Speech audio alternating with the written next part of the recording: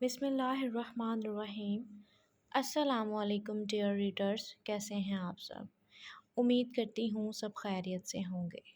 تو بتائیں کیسا لگ رہا ہے آپ کو یہ ناول انداز ستم، جس کا آپ سب کو بہت زیادہ انتظار ہوتا ہے۔ رسپانس تو یار آپ لوگ اچھا دیتے نہیں ہیں۔ اگر آپ اچھا رسپانس دیں گے تو میں کوشش کروں گی کہ ایک دن کے بعد ایپیسوڈ اپلوڈ کیا کروں۔ اتنے کوڑے لگنے کے باوجود وہ یکٹک بنا کسی حس و حرکت صرف اسے دیکھ رہا تھا۔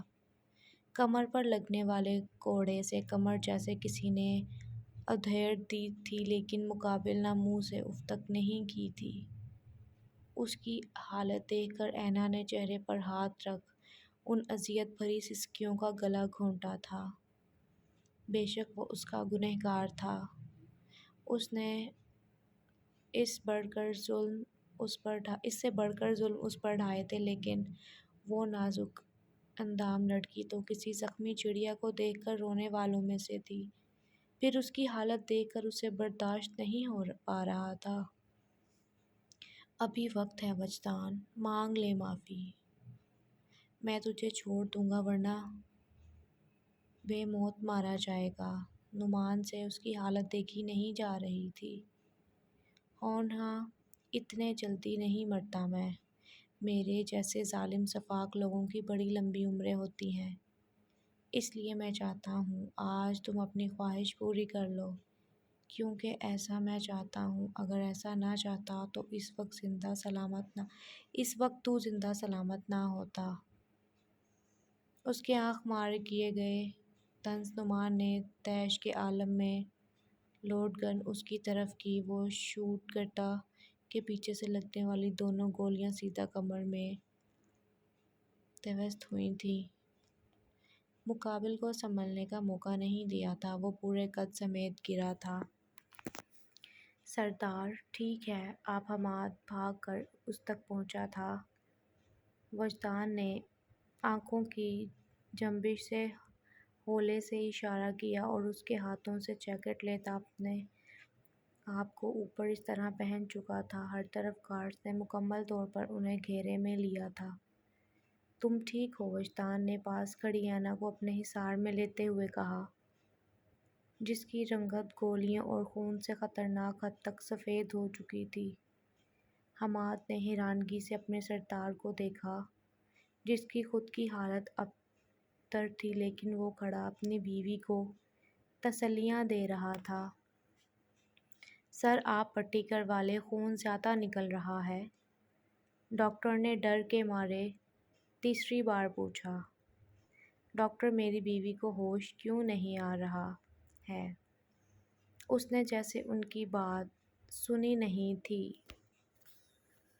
سر انہیں ڈرپ لگا دی گئی ہے، کچھ کمزوری اور بلڈ پریشر زیادہ شوٹ کرنے کی وجہ سے بے ہوش ہوئی تھی۔ اب وہ بہتر ہے، کچھ ٹائم میں ہوش آ جائے گا، ڈاکٹر نے تحمل سے کام لیتے ہوئے جواب دیا، جو پچھلے آدھے گھنٹے سے یہی سوال کر رہا تھا۔ سردار بی بی جی ٹھیک ہیں؟ آپ پٹی کروا لیں، اگر وہ آپ کو اس حالت میں دیکھیں گی تو خوف زدہ ہو جائیں گی۔ وجدان نے اس کی بات پر کسی معصوم بچے کی طرح سر ہلایا تھا۔ حماد نے پہلی بار اسے ایسی حرکتیں کرتے دیکھا تھا۔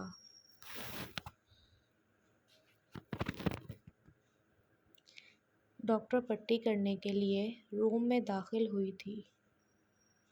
سامنے کا منظر دیکھ کر بے ساختہ سرخ ہوئی۔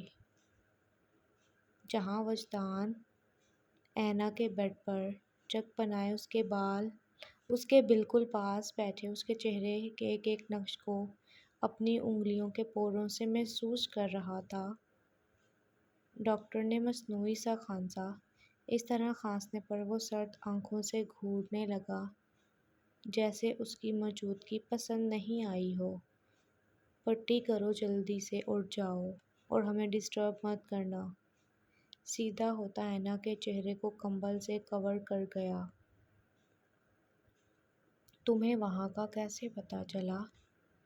پچھلی سیٹ پر بیٹھے وہ بے سود پڑی اینا کو کندھے سے لگائے حماد سے پوچھا جو ڈرائیونگ کر رہا تھا۔ آپ کو کیا لگتا ہے؟ مجھے نہیں بتائیں گے تو معلوم نہیں ہوگا۔ مجھے آپ کو کال کی جو ریسیو نہیں کی۔ پھر جب لوکیشن چیک کی تو بس اسی وقت مجھے شک تھا، اس لیے پوری تیاری سے آیا تھا۔ آپ کی جان پر کوئی رسک نہیں لے سکتا۔ ایسے تو نہیں تمہیں میں اپنی محبوبہ بولتا۔ میری جان کی مجھ سے زیادہ تو تمہیں پرواہ ہوتی ہے۔ وجدان کی بات پر دونوں کا قہقہ ایک ساتھ گونجا تھا۔ اینا کو ہوش آیا تو خود کو اسی کمرے میں پایا، لیکن اپنی گردن پر بڑی بھاری سانسیں محسوس کر کے اس کی سانسیں تھمی تھیں۔ اس کے چہرے پر نظر پڑی جو سوتے ہوئے بھی کوئی خونخوار شیر کی طرح لگا۔ جھوٹا ٹھرکی بوڑھا، اس کی جھوٹی باتیں یاد کرتی اس نے نت نئے بھلائے خفگی بھرے انداز میں کہا، بیگم جو خراج تحسین مجھے پیش کرنا ہے آ کر لیجیے گا۔ جائیں، اذان ہو رہی ہے، نماز پڑھ لیں۔ اس کی شوخی بھری نیند سے ڈوبی آواز ابھری تو اینا پاؤں کو بریک جا کر واش روم میں ہی لگا تھا، بالکل پاگل مسکراتا ہوا پھر سے آنکھیں موند کر اس کا تکیہ اپنے چہرے پر رکھا۔ چلو تم نہیں، تمہاری خوشبو سے کام چلا لیں گے۔ وہ لاؤنج میں بیٹھی تھی جب تیسری بار بی بی جی کو اس طرح ہاتھ میں سوپ لیے واپس آتے دیکھا، کیونکہ نوکروں میں صرف انہیں کمرے میں جانے کی اجازت تھی۔